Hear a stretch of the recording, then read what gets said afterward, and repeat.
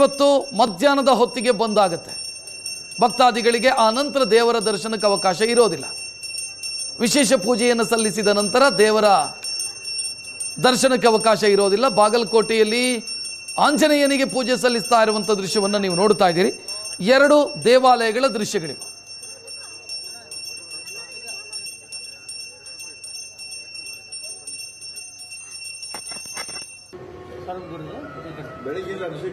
ಮೂರು 18ಕ್ಕೆ ಗ್ರಹಣ ಆರಂಭ ಆದರೆ 6:48 ಹೊತ್ತಿಗೆ ಗ್ರಹಣ ಮೋಕ್ಷ ಆಗುತ್ತೆ. ದೇವಸ್ಥಾನಗಳು ಸುಮಾರು 10 ಗಂಟೆಗಳ ಕಾಲ ಬಂದಾಗಿರುತ್ತೆ. ಅಂದರೆ ನಾಳೆ ಬೆಳಗ್ಗಿನವರೆಗೂ ಕೂಡ.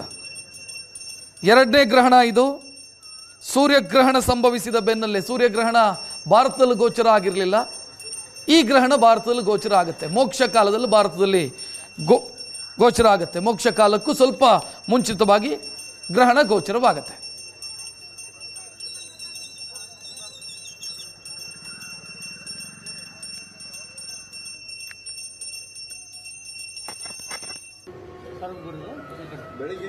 ಇನ್ನು ದೇವಸ್ಥಾನಗಳಲ್ಲಿ ಏನೇನು ಸಿದ್ಧತೆಗಳಾಗಿದೆ, ದೇವಸ್ಥಾನಗಳಲ್ಲಿ ಎಷ್ಟು ಹೊತ್ತಿಗೆ ಪೂಜೆ ಮುಗಿಸಿ ಬಾಗಿಲು ಹಾಕಲಾಗುತ್ತೆ, ಡೀಟೇಲ್ ನೋಡ್ತಾ ಹೋಗೋಣ. ನಮ್ಮ ಪ್ರತಿನಿಧಿ, ಮೈಸೂರಿನ ಪ್ರತಿನಿಧಿ ಮಹಾಗಣಪತಿ ದೇವಸ್ಥಾನದಿಂದ ನೇರ ಸಂಪರ್ಕದಲ್ಲಿದ್ದಾರೆ ಮಧುಸೂದನ್, ದೇವಸ್ಥಾನದಲ್ಲಿ ಏನೇನು ಸಿದ್ಧತೆಗಳಾಗಿದೆ, ಎಷ್ಟು ಹೊತ್ತಿಗೆ ದೇವಸ್ಥಾನದ ಬಾಗಿಲನ್ನು ಬಂದ್ ಮಾಡಲಾಗುತ್ತೆ, ಏನು ಕೊಡ್ತೀರಿ ಅಪ್ಡೇಟ್?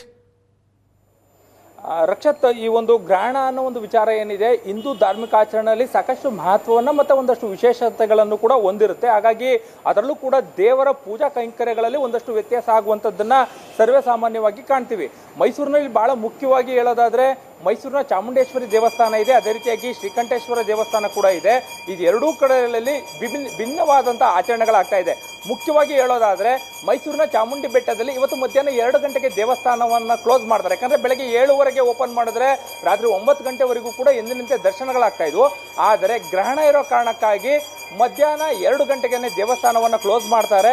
ಗ್ರಹಣ ಸ್ಪರ್ಶಕಾಲ, ಮಧ್ಯಕಾಲ ಮತ್ತು ಮೋಕ್ಷಕಾಲ ಏನಿರುತ್ತೆ, ಈ ಒಂದು ಸಂದರ್ಭಗಳಲ್ಲಿ ತಾಯಿ ಚಾಮುಂಡೇಶ್ವರಿಗೆ ವಿಶೇಷವಾದಂತಹ ಪೂಜಾ ಕೈಂಕರ್ಯಗಳನ್ನು ಮಾಡ್ತಾರೆ.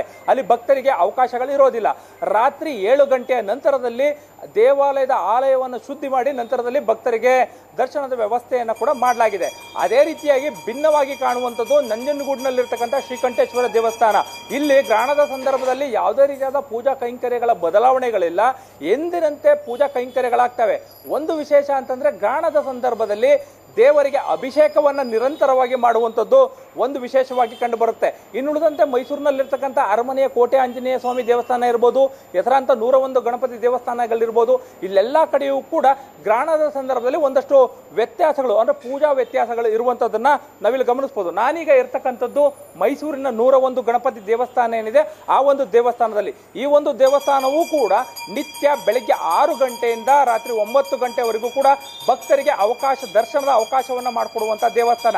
ಆದರೆ ಇವತ್ತು ಗ್ರಹಣ ಇದೆ. ಗ್ರಹಣ ಇರುವಂಥ ಕಾರಣಕ್ಕಾಗಿ ಇಲ್ಲಿನ ಪೂಜಾ ಕೈಂಕರ್ಯದಲ್ಲೂ ಕೂಡ ಒಂದಷ್ಟು ಬದಲಾವಣೆ ಆಗಿದೆ. ಅಂದರೆ ಎಂದಿನಂತೆ ಮಧ್ಯಾಹ್ನ 12 ಗಂಟೆಗೆ ಕ್ಲೋಸ್ ಮಾಡಿದ್ರೆ ಸಂಜೆ ಓಪನ್ ಮಾಡೋದಿಲ್ಲ.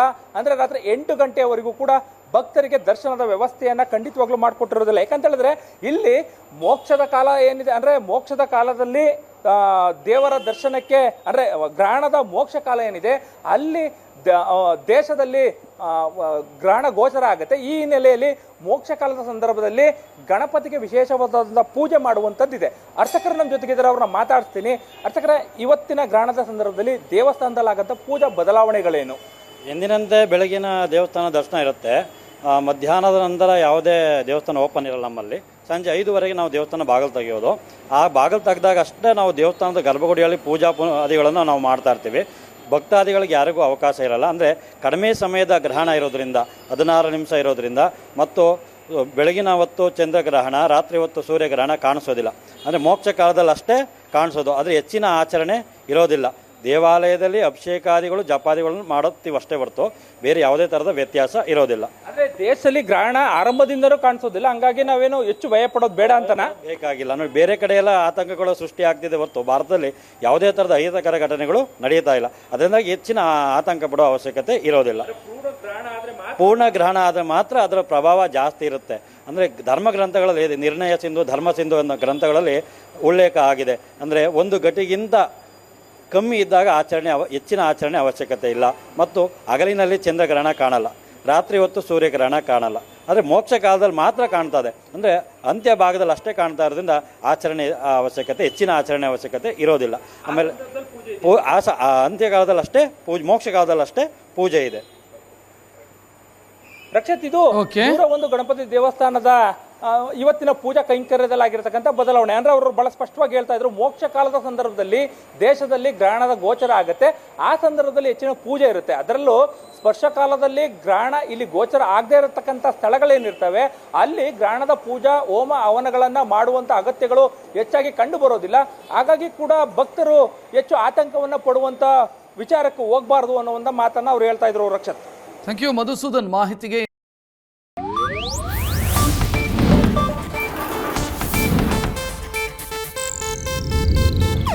ಇದು ಏಷ್ಯಾನೆಟ್ ನ್ಯೂಸ್ ನೆಟ್ವರ್ಕ್ ಪ್ರಸ್ತುತಿ.